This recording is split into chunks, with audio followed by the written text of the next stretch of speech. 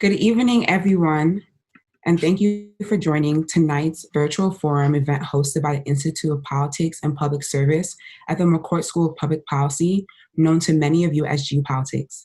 My name is Uju Igwe, and I am a 2020 graduate of the college, where I majored in government and double minored in economics and justice and peace studies.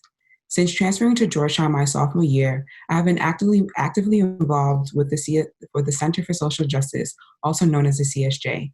My roles include being a coordinator for the ASK program, a tutoring and mentorship service for potential students in the greater DC area, and through my leadership with Georgetown's chapter of the NAACP, where I recently served as the president for the 2019-2020 academic year. I'm grateful to CSJ for providing me with opportunities to dig deeper in my personal social justice journey and for being a home where I can continue to advocate for the needs of my brothers and sisters on campus and throughout the world. Furthermore, through my time at Georgetown, I have had the opportunity to ignite change on campus through my position as a racial and cultural inclusivity policy chair, where I work with students to create recommendations for the student body government, as well as collaborate with administrators to create the first ever cultural climate survey that enabled the university to gain a better understanding of students' sense of belonging at Georgetown and perceptions related to issues of diversity and inclusion. Through these experiences, I have come to understand the importance of critical conversations that are real, provide truth, and lead to change. With that being said, I am pleased to introduce our guests tonight, Senator Amy Klobuchar of Minnesota and the Honorable Eric H. Holder Jr., 82nd U.S. Attorney General and Chairman of the National Democratic Redistricting Committee. We are thrilled to have these guests with us tonight to discuss racial justice, social justice, and voting rights. This conversation is critical as we think about radically changing our nation and the systems that uphold white supremacy and violence. Currently, we have witnessed the racist killings of George Floyd, Breonna Taylor, Ahmaud Arbery, and many others.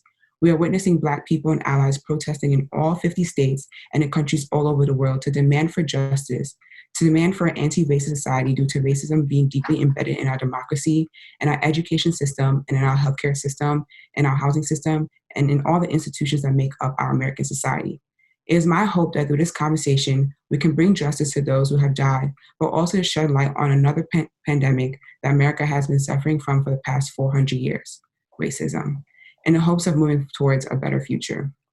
Please join our conversation on social media using the hashtag #GVirtualForum and by Geopolitics at Geopolitics. Tonight's event will be moderated by Geopolitics Executive Director Mo Alithi, who is going to start us off. Uju, thank you so much for the introduction. Congratulations on your recent graduation. Thanks for all of your leadership on campus through all of the different programs that you talked about, and excited to see where you take your leadership next. I want to thank everyone for tuning in tonight, both here in the Zoom room, members of the Georgetown community here in Zoom, as well as members of the general public who are viewing on Twitter, on Facebook, and on YouTube. Thanks for spending part of your evening with us. The conversation is going to begin in a second. We're going to have a conversation, Senator Klobuchar, AG Holder, and I, for the first part of it, and then we're going to welcome you to join in the conversation and ask questions. So those of you that are members of the Georgetown community here in the Zoom room, at the bottom of your screen, you will see a Q&A tab. You'll click on that and submit your question. At some point during the course of the evening, our staff will let you know when your question has been selected, and then a few moments later, we'll put you up on the screen. So as they say, make sure you are broadcast ready at that point, and you'll get a chance to ask your question directly of our guests. I also, before we move on, want to thank our partners, the Center for Social Justice at Georgetown. They've been tremendous partners in this event. They've got some pretty amazing resources on these topics on their website, csj.georgetown.edu. They're also on our website, politics.georgetown.edu, so feel free to check those out. When our guests first accepted this invitation a few weeks ago, we were planning to have a conversation focused primarily on voting rights, and we will get to that tonight. But since then, the world seems to have changed a bit. We can feel the ground shifting under our feet. And the events of the past few weeks have really focused a spotlight on some bigger issues around justice and injustice in America. The COVID-19 crisis has shown us a disproportionate impact on communities of color, raising questions about health justice. The most recent jobs report that came out last week, while I think we could all breathe a sigh of relief that they weren't as bad as economists predicted and feared, still saw Black unemployment rising, raising very real questions about economic justice. And of course, the senseless deaths of Breonna Taylor, Ahmaud Arbery, and George Floyd raises many questions about racial, social, and criminal justice issues. As tragic as all of that is, we have felt the ground shift under us as more people are calling for reform and standing up to say Black Lives Matter. But not everyone is there. And just today, the most recent example of a member of the president's team denying that there is any sort of systemic or institutional racism in America. So I want to begin the conversation there. And with that question, with the question that has been posed to several members of the Trump administration, is there systemic, is there institutional racism, institutional injustice in America? How did we get to this point? And let me start with A.G. Holder, if I might. Well, thanks for having me, Mo. I mean, I don't think there's any question that there's institutional racism when it comes to the criminal justice system. But hey, there is institutional racism throughout our society. Why would you expect that the criminal justice system would be any different? We have dealt with or tried to deal with problems of institutional racism for hundreds of years, not successfully or as successfully as we might want. But I don't think there's any question that the society that we now have, though better than it was 50 years ago and 50 years before that, still deals with that problem of institutional racism. And as I said, if it's in the society as a whole, you would expect to find it in the criminal justice system in particular. Now, I think we have an opportunity now to really kind of attack this problem in ways that perhaps we have not past. You see, I think, a recognition of a wide swath of the American people that there is a problem with regard to institutional racism, and it is a problem that needs to be addressed. I said in a tweet that, we have a moment right now, but the question is, will we convert that moment into a movement and convert it into concrete action? The protesters have done a great job. They have set the stage for what has to be a concrete action in the future. Senator, I wonder if maybe you can share your thoughts on systemic racism and injustice, and maybe touch on some of those issues that I know you've been working on in the Senate that Uju was talking about: healthcare injustice, housing injustice, economic injustice, and how that ties into this broader conversation. Sure. Well, thank you, Mo, and thank you, Georgetown. I was mentioning before, my husband teaches a death penalty class at the law school there, and so I've spent some time and visited, and I'm really pleased to be here. And also, so good to see my friend Eric Holder. I look at him and I think of, you don't know what you got till it's gone. When you see an attorney general now who's allowing peaceful protesters to be tear gassed, when you see an attorney general in Mr. Barr that has basically played horrible political games with the law. People have left, good people have been fired that shouldn't have been fired.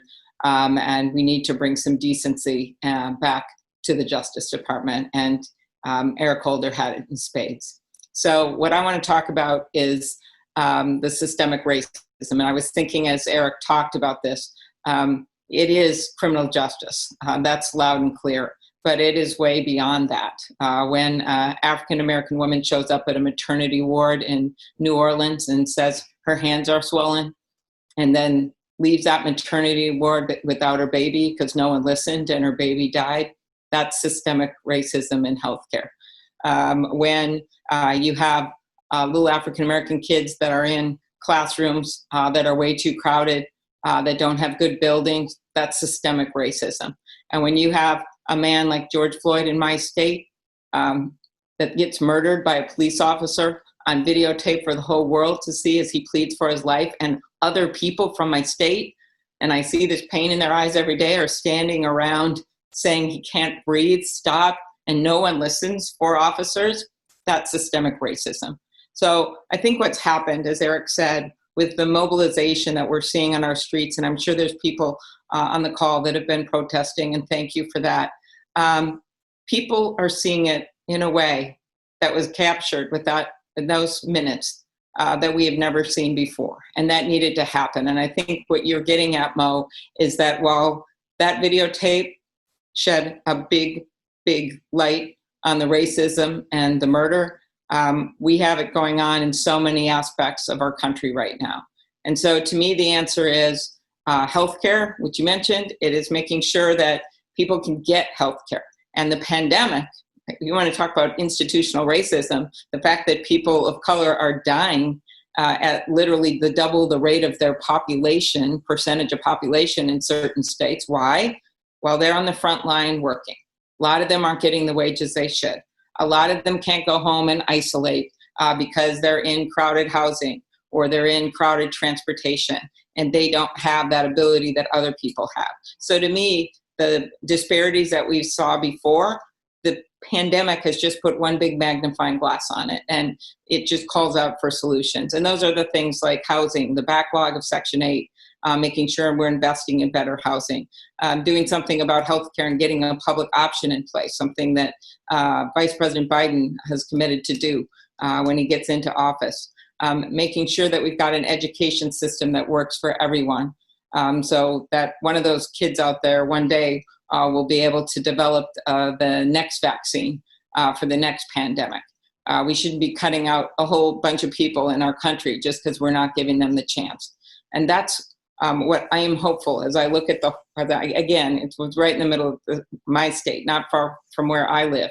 And if anything, there can be a legacy of George Floyd, it should be change in the criminal justice system and policing, but also change in our economics. We've, I think the video, as you mentioned, really was a wake-up call to a lot of people. But it's not the first video, tragically, that we have seen of police brutality in the past years.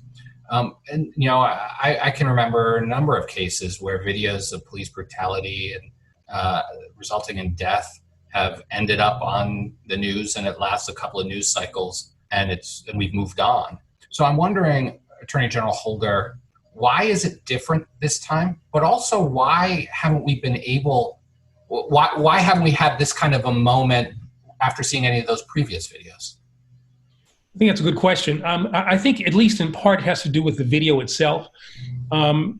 Even if you look at some of the other videos, I don't think you saw a video quite as compelling as this one. That's a hard thing to say when you're talking about somebody's life being taken in all of these videos. But in this one, you have somebody who is face down, handcuffed behind his back, saying he can't breathe, pleading to be released, bystanders saying, he can't breathe, let him up, calling for his mother. And it goes on and on and on and on. I mean, 8 minutes and 46 seconds is a long, long period of time. So I think that's at least part of it. It also comes in a year in which we have seen, what happened to other people, other videos. But we heard about what happened to Breonna Taylor. We've all been kind of close in with regard to the pandemic through the quarantine. I mean, there's a whole range of reasons dealing with, the problems of the Trump administration, the insensitivity of the Trump administration, the lack of movement by the Trump administration on anything that would affect the well-being of people of color. I think it's a combination of all of that have brought us to this moment. Just a reminder to the audience, the Q&A tab is open, and you can feel free to populate that with your questions at any point during the program. So to piggyback off of what the Attorney General was just talking about, Senator, it seems like there is, Congress is at least talking about the issue in a way that it maybe hasn't in the past. Democrats have already put forward proposals Republicans have convened a group to start putting together their own proposals on police reform specifically. So I'm wondering, from your vantage point in the Senate, what are the kind of reforms that we should be exploring to address some of these issues? And I'm especially interested in whether or not you think there are areas where we might be able to find some bipartisan cooperation. Okay. First of all, we simply can't just pretend and do some resolution and say this was bad this time. And if we answer this with silence, we're basically complicit. If we answer it within the president's word dominance, we're monsters. And if we answer it with action, then we're lawmakers, which is what we're supposed to do.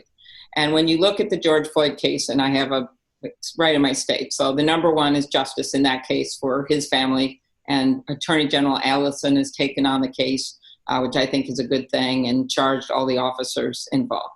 And number two is a pattern and practice investigation, which Eric well knows. The Obama administration, he undertook 25 of those, 25 different departments. The Trump administration has only done one unit in one police investigation.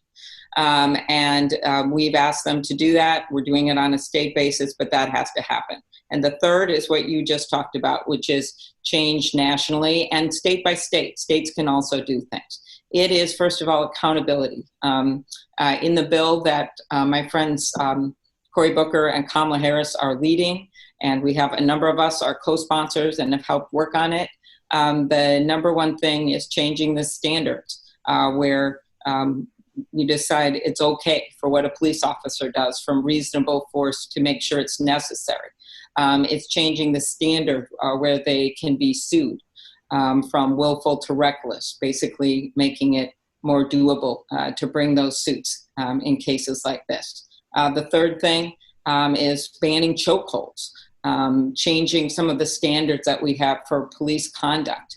And then there's a whole nother grouping of issues related to transparency, to get the information out there so that you can't have, as Eric knows, a copy in one jurisdiction and then they don't even know what the record was and they move to another one when they've been in trouble in one place, making those records public and making the use of force and what's happened public.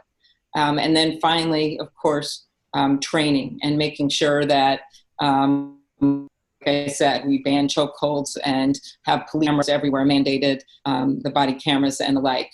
So it's a big sweeping bill of reform supported by a lot of groups. And now it's on us. And your question was about Republicans. I think that they have said a lot of things. We saw Mitt Romney out there marching with the marchers, which I appreciated very much. But now it's time for them to move. And we'll see what they do. I mean, again, if they just do a resolution and say, oh, we need training and nothing else, I think we've seen that before. This is a time for some major change, both on the federal, state, and local level. And one of the areas of disagreement, at least here in the early stage of these discussions, is how much of this should be a federal response versus how much of this should be state and local response, right? The age-old partisan question in this town. I'd love your thoughts on that, Attorney General Holder, on how much of this should be left to the states, how much of this should the federal government pick up? Well, there are 18,000 police departments in the country. The federal government can't impose regulations on each of those police departments. So there has to be some degree of local involvement, state involvement. But there's clearly a role for the federal government to play in the way that Senator Klobuchar delineated. Standards that need to be met, the conditioning of federal grants to make sure that baseline standards are met. But then there's going to be the question about how much money a police department gets. Those are decisions that have to be made by mayors, by governors, and so there needs to be state control as well. We should not think that it's either or. It has to be both. And both sides, federal government as well as state and local governments, have to make sure that they are responsive here, that they come up with concrete, real solutions to the problems that we have been dealing with for far too long. This is a test. This is really a test. I think as Senator Klobuchar said, this is going to define, who you are as a senator, as a congressman, as a governor, as a mayor. Where do you stand? on fundamental issues of fairness and of justice. And that will be delineated by the positions that you take, by the votes that you cast, by the opposition that you put up, or the support that you give. This, as I said, and the voters have got to remember this. At the end of the day, where did these people stand? So I think it's both. We always try to say it's got to be one or the other. I think, as in most things, it's a combination of both. You just brought up funding and how that's oftentimes a decision that mayors make. We've heard a little bit of conversation in the past week or so by some activists and, frankly, some cities. Senator Klobuchar, your city council in Minneapolis, around this movement of defunding police. Republicans are kind of pouncing on that to attack Democrats. Joe Biden has said, not for defunding, I'm more for reforming. But I'm just kind of curious what actually this one's for both of you, what your thoughts are on that, the defund police argument. Well, I think first of all, it is conditions, because one of the things that's happened is that we haven't done anything in Washington. Well, okay, that's not fair. We've done inches instead of miles. We did the First Step Act, building on some of the work from the Obama administration to reduce sentences on nonviolent offenders. We did the crack cocaine disparity bill and some things, but now what we need to do. So when you look at this, it's actually, if there are money going from the federal level, there should be conditions on it. That's one of the proposals in this bill. In addition to banning chokeholds, you also could put conditions on not giving money unless they actually put in place a ban. So that's the first way to look at it, because I'm not in favor of abolishing public safety departments and police departments, but you can put conditions on funding. The other thing to remember is that part of this is you can put all the money you want into police, but unless you're doing some of those things we talked about earlier, when it comes to improving funding for things like childcare or things like education, and in these historically impoverished areas, we're never going to get out of this loop that we're in. And that's why the bigger question of economic disparities has to come. Yeah, I mean, I agree with that. I think that, if I was talking to the people who came up with the phrase "defund the police," I would have said, "All right, let's rethink that phrase," because I don't think that it is, as Trump and the Republicans are trying to portray it. As I've seen people talk about it, I agree with what they are saying, in the sense that they're talking about reimagining the way in which the police departments, people in law enforcement, the criminal justice system interacts with communities of color. I think, for instance, we put too much on the police. We ask them to deal with mental health issues. Some of the sheriffs in this country have some of the largest, if not the largest, mental health responsibilities in their states. We have the police responding to mental health situations where we could have other people doing that. We have police responding to a man selling loose cigarettes or potentially passing a fake $20 bill. Do the police need to respond to all of those kinds of things? I don't think so. So I think we need to come up with ways in which we define better the responsibilities that we want the police to handle. And then I think we also need to think about a peace dividend. We have crime rates now that are at historically low levels. And given that, we should look at the budgets that we have in police departments and try to make a determination. Do we have to spend as much money as we're spending on the police in order to keep the American people safe? I think I saw a figure that Los Angeles spends 54% of its budget on the police. Now, I don't know, I'm not an expert on all things Los Angeles, but that seems to be, to me, a pretty extraordinarily high number. And so I think we need to ask some tough questions there about, can some of that money be spent in other ways? And one of the things I think we can do in this reimagining is to think about ways in which we can spend money on prevention activities, so that we prevent people from becoming involved in the criminal justice system in the first instance, instead of trying to just arrest people and then warehousing them in the penal part of the criminal justice system.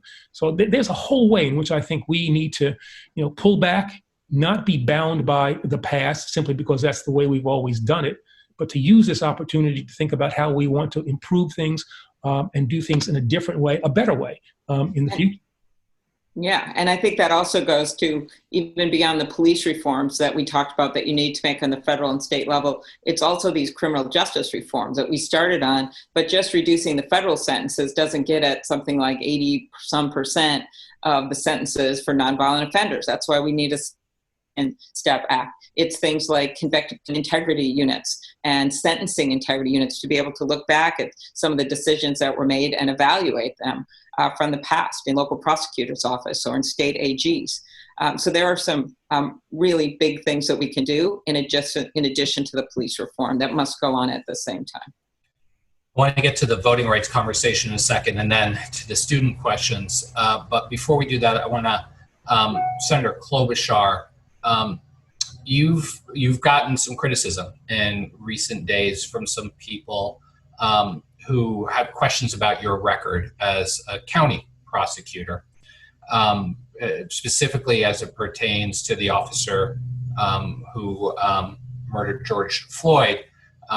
They say that you didn't, when he was involved in the fatal shooting, when you were a prosecutor, that you didn't prosecute him. Now, I understand that the practice then was to refer all these cases to a grand jury to address, and the grand jury didn't address it until after you had already left the prosecutor's office. But I am wanting to give you an opportunity to sort of address the people who have questions about that and explain a little bit more, give a little bit more context to that, but also talk about lessons learned from that, about how the system can work better than it might have in that case. So I appreciate you giving me that opportunity, Mo. And first of all, with regard to this officer with the murderer, that's just a lie. And I'm not saying you're saying it, but it's been out on the internet, and Essence actually did a good job, as well as a number of other news outlets, in explaining that that was the case that was presented to the grand jury 7 months after I became a U.S. Senator. And the investigation was ongoing while I was in the last month or two of my time as county attorney. So that's what happened with that. And I know people have put that out there, but it's just not true. I never made any decision, according to those in the office now, on that case, which is a fact. I was not involved in it.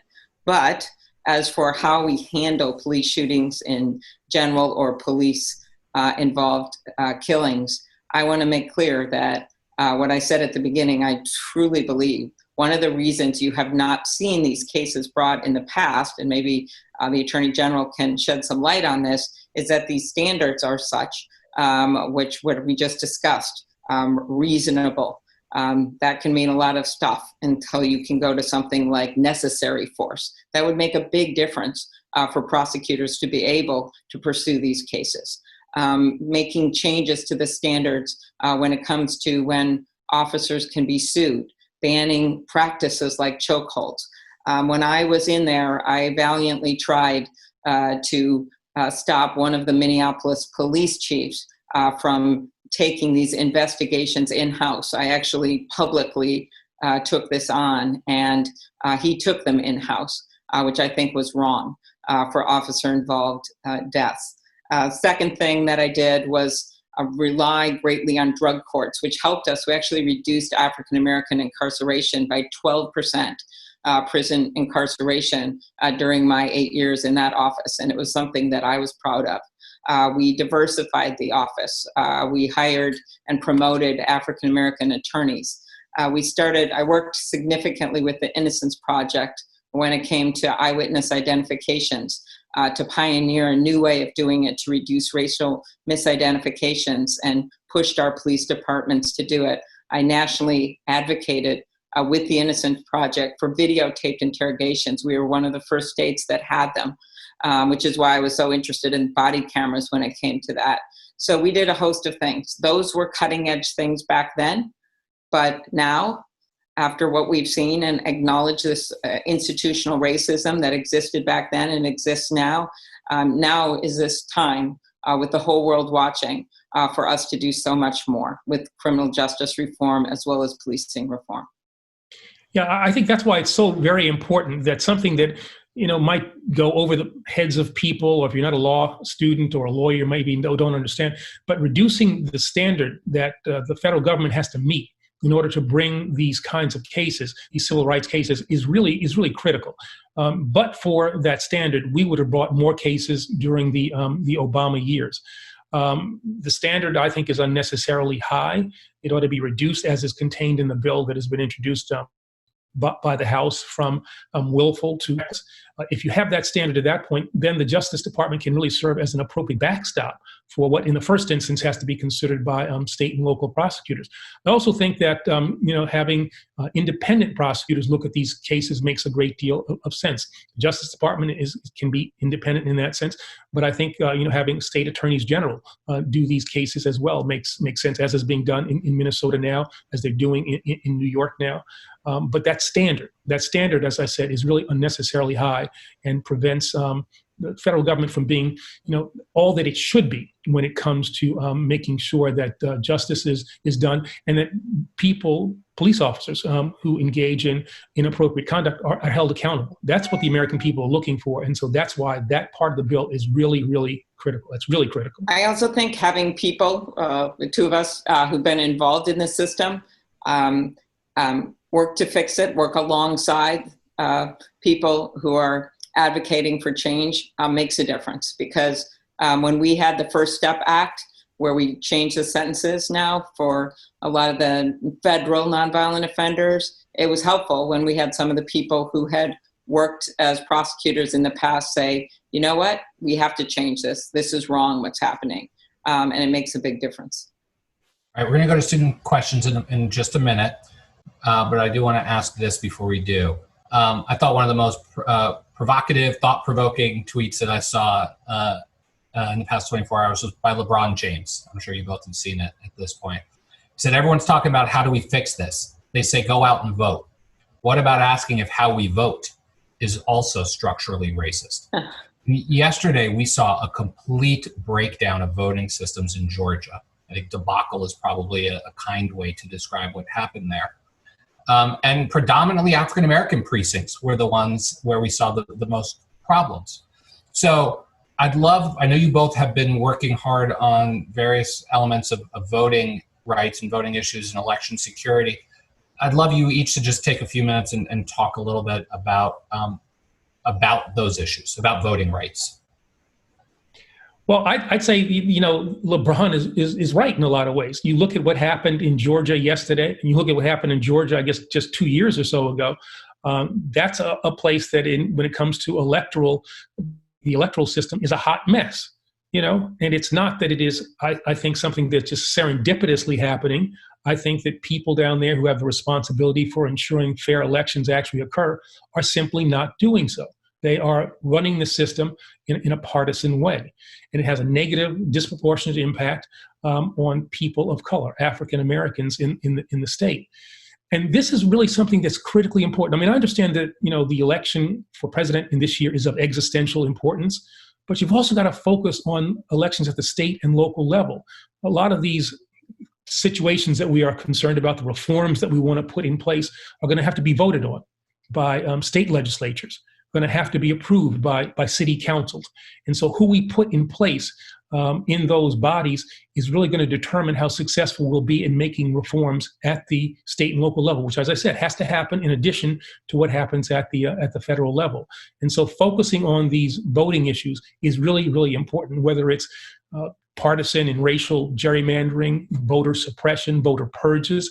These are all things that have been put in place by Republicans that can be reversed if we have a fair system and if Democrats, progressives are in control of the legislature. Look at what happened in Virginia. Democrats took over the entirety of the legislature in Virginia, now have a Democratic governor in Virginia, and they undid the unnecessary photo ID laws that had been put in place by Republicans. So just because these things exist now doesn't mean that they have to be there forever. That means that we're going to have to go through a cycle that's going to be tough, where we're going to have to fight through these inappropriate impediments that have been put in place. But if everybody gets out there and votes and puts up with the long lines and all the other things that they will hurl at us, we can get to the better place. But we can also handle those long lines by having people have the ability to vote at home, to vote by mail, And that's something that, given the pandemic, makes a great deal of sense. People shouldn't have to decide between their health and their civic responsibility. At least for the pandemic, we certainly need to make available to people the ability to cast a ballot at home. Mm-hmm.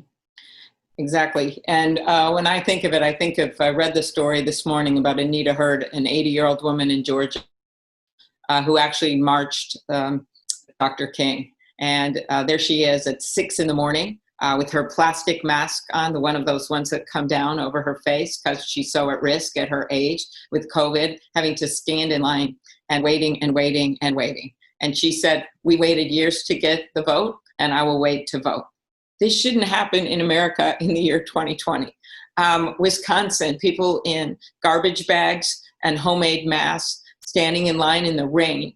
Well, picture this split screen since we're on a Zoom call. And on the other side, you've got the President of the United States voting in the luxury of 1600 Pennsylvania Avenue with his mail-in ballot from Palm Beach in his slippers. I don't know if he was wearing slippers. I just said that. So that's what we have right now. That's what's going on in our country. And so this bill that we've introduced, I'm actually leading this bill with Ron Wyden, and we have support from so many groups, and Michelle Obama's group that she has, and Voto Latino, and widespread support across the country. And it's pretty much the bill that's in the HEROES Act that just passed the House. $3.6 billion. We've already gotten $400 million in the first CARES Act. We have to make some changes to improve how that money goes out. But $3.6 billion, which would give us the postage and the envelopes. And most importantly, since we know so many people are still going to be voting around Election Day, not everyone's going to cast their vote by mail as much as we want to give them the ability to do that. And we'll have huge increases like we saw in Wisconsin. Right now, 5% of people in New York only cast their vote by mail in the last major election, whereas Oregon, it saw like 99% or something. So it's big changes. And the last thing I want to dispel and also training poll workers, which would have helped in Georgia, a new generation of poll workers. The money can go for that. Again, this is past the House. We have had Republican senators. While they haven't said they support some of the standard changes, they have said that they are open to more money for this. This is not just a Democratic issue. Republican governors from all over the country are crying out for this money. They have been moving to voting from home across the country. We've got Republican Secretary of States that are on our side. And so, yes, that Trump is passing out lies again when it comes to voting and saying somehow that this is a corrupt system, and you know exactly why he's doing that. But we do have bipartisan support, including from people like Michael Steele, the former head of the Republican National Committee, that want to pass our bill. All right. I mean, if you look at what happened in Iowa, a Republican Secretary of State really did the right thing. Got ballots out to everybody. They broke records for the number of people who voted in a primary in Iowa. And now what's the Republican legislature trying to do? They looked at it and said, oh, we can't have that for the November election. So they're trying to somehow undercut that which the Republican Secretary of State did extremely successfully, and try to pass a bill that makes it more difficult for people to vote at home, to vote by mail in November. I mean, that shows what at least one party is all about. They want to restrict the number of people who vote. They want to pick their voters, as opposed to the way it's supposed to work in a democracy, which is to let the voters choose who the representatives are going to be.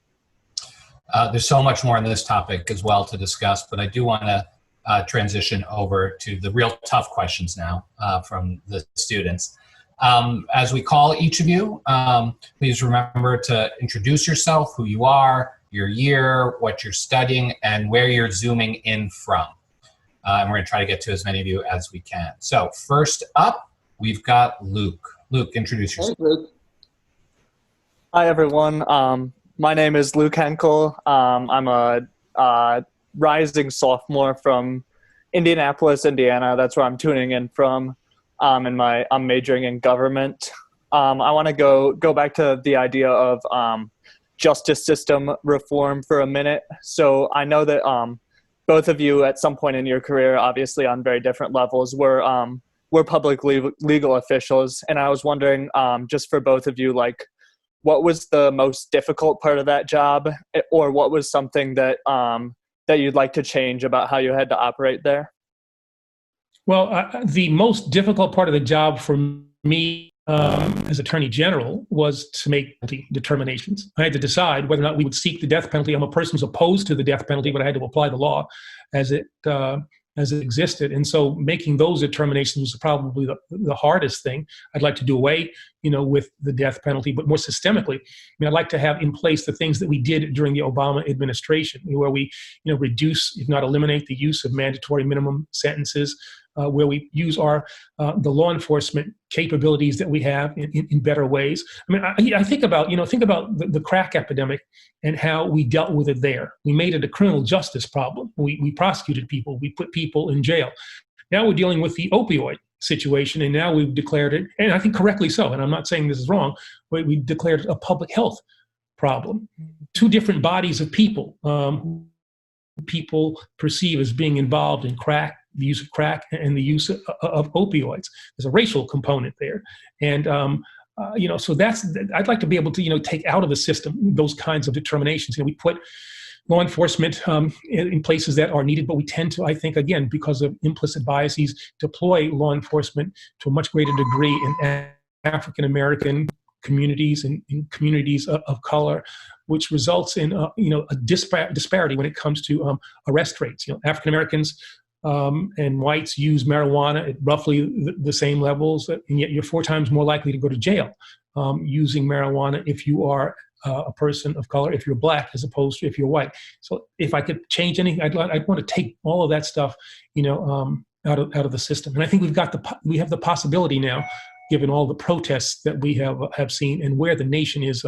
Yeah, thank you. That's a great question, Luke. And we didn't have the death penalty, don't have the death penalty in Minnesota, which is fortunate. So I didn't have to make those decisions. But every day I had 45 police jurisdictions and 400 employees. So every day we would have decisions on cases. And sometimes it would be a rape case where the evidence falls apart. So are you going to roll the dice and go to trial, or are you going to try to get some kind of a settlement on what that case is? And then we would always say, make the decision what's right, and then explain it to people.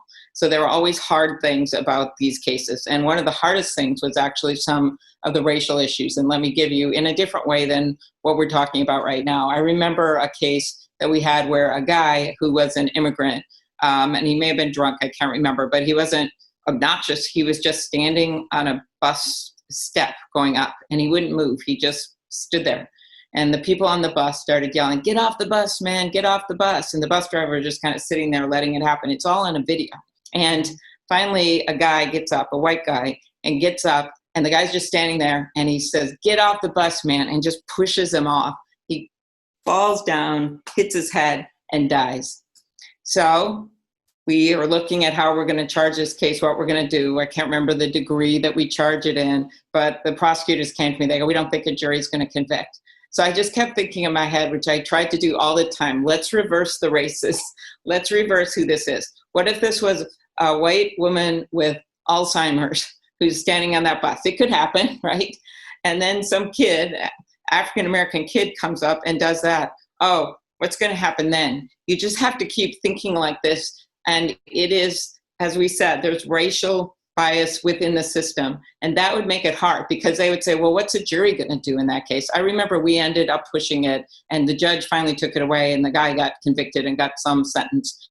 But the point of it is that that's one of the hardest things in the system, when you're trying to be fair and trying to look at it that way. And then I'd say the last thing, I'll be really brief here, is just the limits on what you can do. And I'm sure Eric felt this too. Like, you've got one part of the job, but what you really know what these kids need is a house.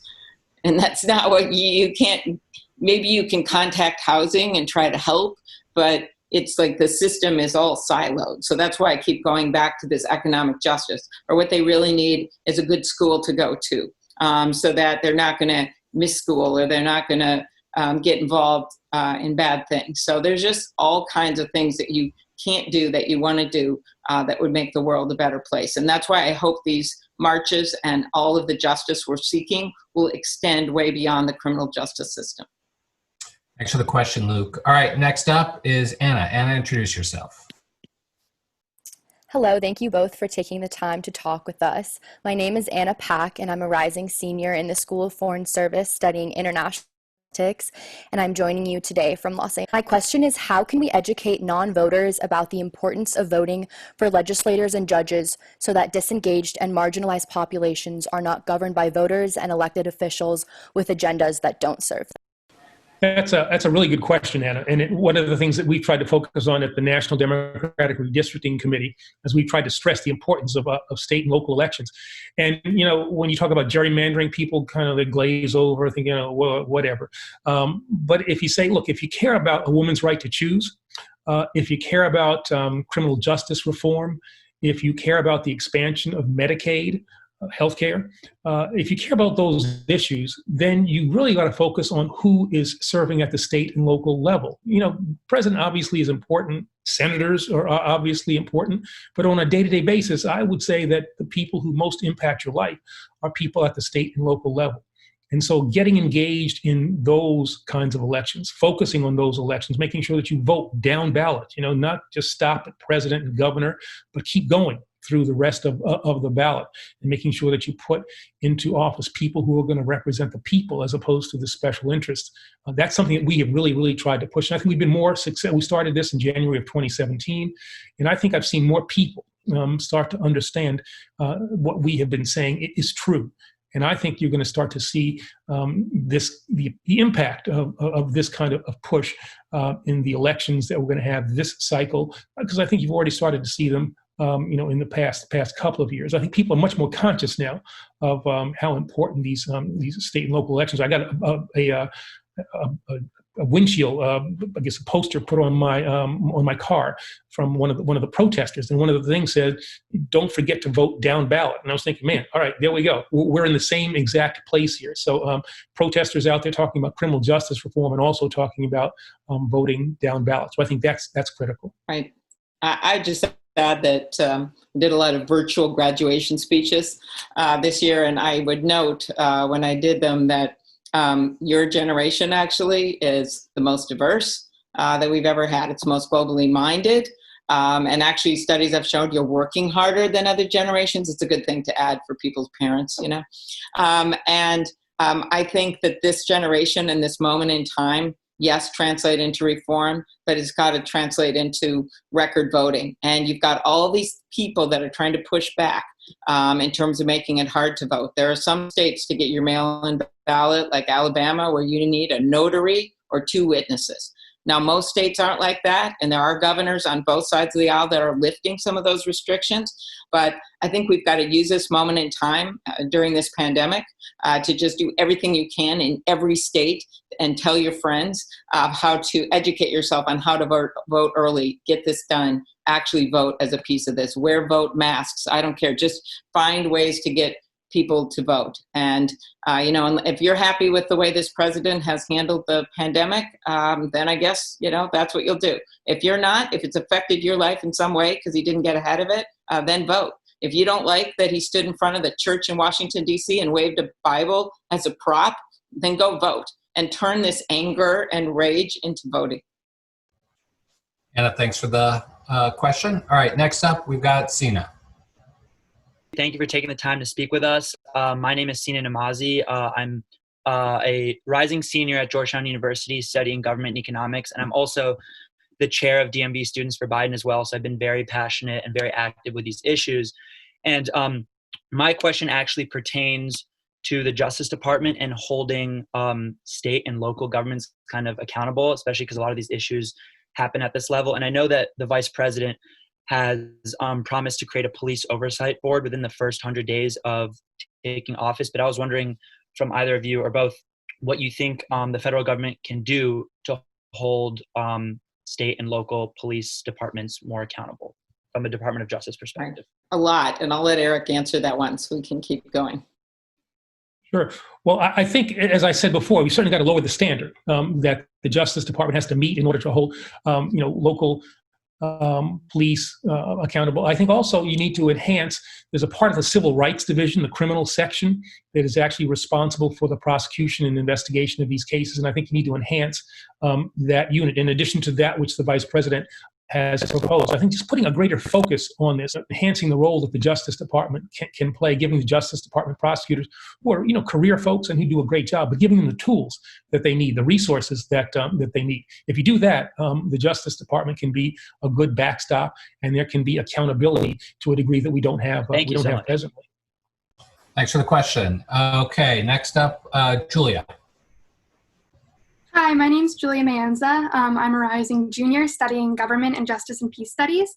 I'm zooming in from outside of the Philadelphia suburbs, and thank you both so much for being here. This has been super fascinating. Is that a purple room? It's looking yes, like it. Is. Yeah, very nice, very nice. My question is about just some of the conflicts I saw between what you both said. Senator Klobuchar, you mentioned reforms involving body cams and other methods that, as far as I've seen, would actually increase funding to the police.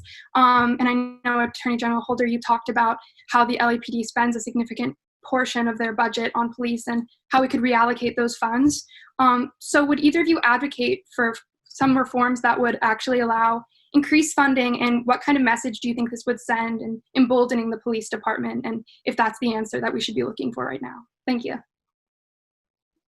Well, I think that what we need to do is to make sure that you build budgets that are consistent with the aims that you have. It's always said that, how you budget is a real indication of what you think is important.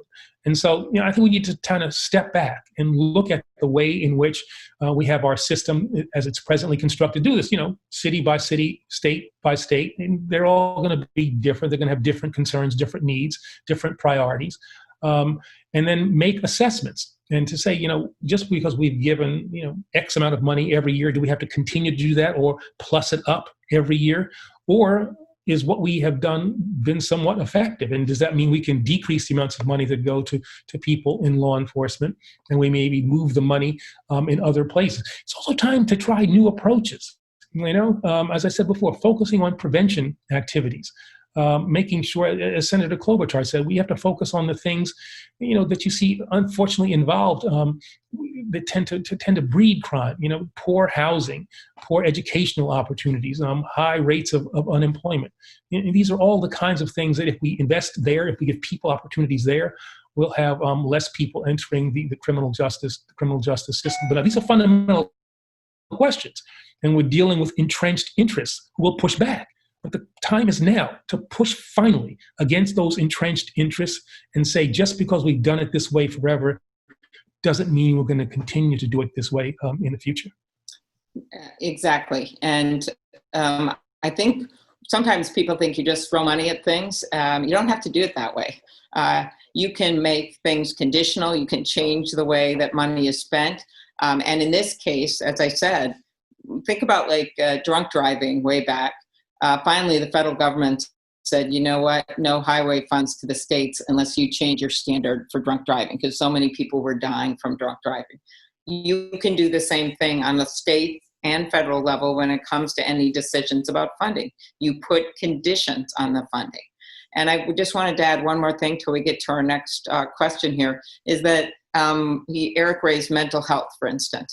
I remember for some reason I spent a lot of time in Iowa last year, and I remember one statistic, and that is that there are only 64 mental health beds in the entire state of Iowa, public mental health beds. And I would hear about this all the time. So that's an example. And a lot of times it's the school, it's the teachers, or the police officers who literally are becoming the mental health counselors. So a lot of this is looking at how we're spending our resources and how it can work better for everyone. All right, thanks for the question, Julia.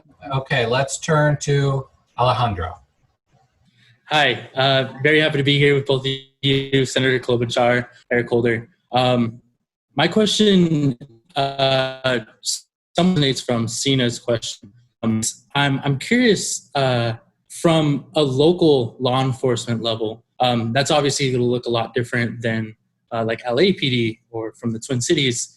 What would be the first step towards criminal justice from reform from their perspective? Well, I think from local law enforcement, when you look at the police departments themselves, it is very clear that we have some really good officers, and then we have officers that have been in trouble numerous times that are still there. That shouldn't be happening. And it should be easier for local police chiefs and cities to do something about that. And that's something that happens independent of some of the things that we may be doing broader on criminal justice reform.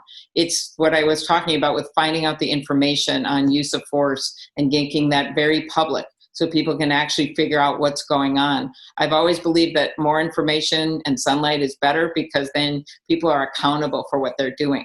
Literally now there are stories of people that get in big trouble in one police department and they just move to another. That is completely wrong, and that's part of our bill to have a national registry. The bill that I noted that Cory Booker and Kamala are leading, and so many of us are working with them to get this through, as well as Karen Bass and the Congressional Black Caucus in the House. Secondly, you have all of these reforms we've already talked about. Minneapolis did just vote the council to get rid of chokeholds.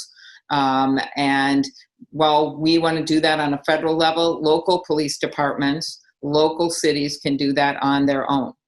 So there's many, many reforms that we've talked about on the national basis that can also be undertaken on local police. And, you know, when you have bad cops, in this case, a murderer, they hurt all the good cops too, just like they hurt all the people out there. So we have to remember that there are people that are trying to do their jobs and they get just brought down into the sewer by the kind of murder that we saw on TV. So the key is to have standards, and good people will meet those standards. I don't know if you want to add anything, Eric. I think that's pretty much it. I think that's pretty much says it all. Thanks, Alejandro. We could keep going with a lot more questions, but unfortunately we're coming to the end of our time. I want to close with just one last one. You're talking to a lot of very engaged young people here tonight. Besides voting, what would be your advice to a young person who is trying to figure out how they can have the biggest impact in achieving some of these reforms and fighting for a more just system? What's something that they can tangibly do besides voting? Well, I would say this, Georgetown University is one of the preeminent schools that we have in this nation, if not the world. You all have the ability to get to this place, to do well at this place. So you have a lot that has been given to you, a lot that you have earned. And I think with that comes a special responsibility. And so, there are a whole host of ways in which you can be engaged in this reform process that we have talked about. You can certainly, support organizations, become involved with organizations that are engaged in electoral reform, like we have at the National Democratic Redistricting Committee. Send us resumes. We'll be interested in seeing what you might be able to do with us. There are reform groups that are focused on police issues. Try to get involved with them. But then there are also, young people, younger than you, who are starved for the kind of attention that you can give to them. And there are not generational barriers where some old guy like me decides he's going to interact with somebody who's, 15, 16 years old, 14 years old. My music's different. I'm liking Motown, and they're like Jay-Z. Different things. That kind of barrier does not exist between you and them. And so I think, sit back, find out what is it that interests you. Where do you think you might have the ability to make a difference? There is an organization out there. There's a program that's out there that will match your interests. Dr. King said that the arc of the moral universe is long and it bends towards justice, but it doesn't bend on its own. It only bends when people like you put their hands on that arc and pull it towards justice. So, ask yourself, what am I doing? What am I doing? What am I going to do? You are superbly trained, unbelievably bright. You have a great responsibility, a great capacity to change this nation. I'm actually optimistic about where we are as a nation, cautiously optimistic that with the involvement of young people like you, this nation can finally live up to its founding ideals. Very good. Well said. I would add to that campaigns and getting involved in politics and not just thinking it's a dirty word or something that is just without reach for anyone. That's just not true. And I always encourage people to get involved in some of the local campaigns. I got my start managing a city council race And that's when I learned the value of like putting lawn signs up on your opponent's streets and things like that. And then also, I remember the guy won. He was a suburban city council race, and then he moved to Florida a year later. I don't know what happened to him. But the point is that I got a lot of training from being involved in that tiny little race. And then I moved on and did county commissioners, all volunteer. I wasn't paid for this. I was working while I was doing it. And doing those local races for something that you believe in, they usually don't move to Florida. So it matters. And so remember that, as well as these big national campaigns are going to be so key, and they're fun to work on in a different way because you get to know people. And I know some of it's virtual, but who knows what the campaigning is going to look like in the fall. And you guys are uniquely qualified, one, as Eric points out, with the work you're doing, but also you know a little bit more about how all of this is going to be working on social media and the like. To make a difference. So you're going to have unique skills given the virtual environment we're going to be in for much of our campaigning. That's going to be important. And criminal justice reform, that can mean everything from, yes, marching and advocating and calling your members of Congress and your local officials. But it also, I remember one of the things I did, I was in the private sector and I volunteered for nearly a decade with a group in our state. It was called Amicus, where you would visit people in prison. And I visited a woman who, at a very, very young age, got a long, long sentence for killing her boyfriend.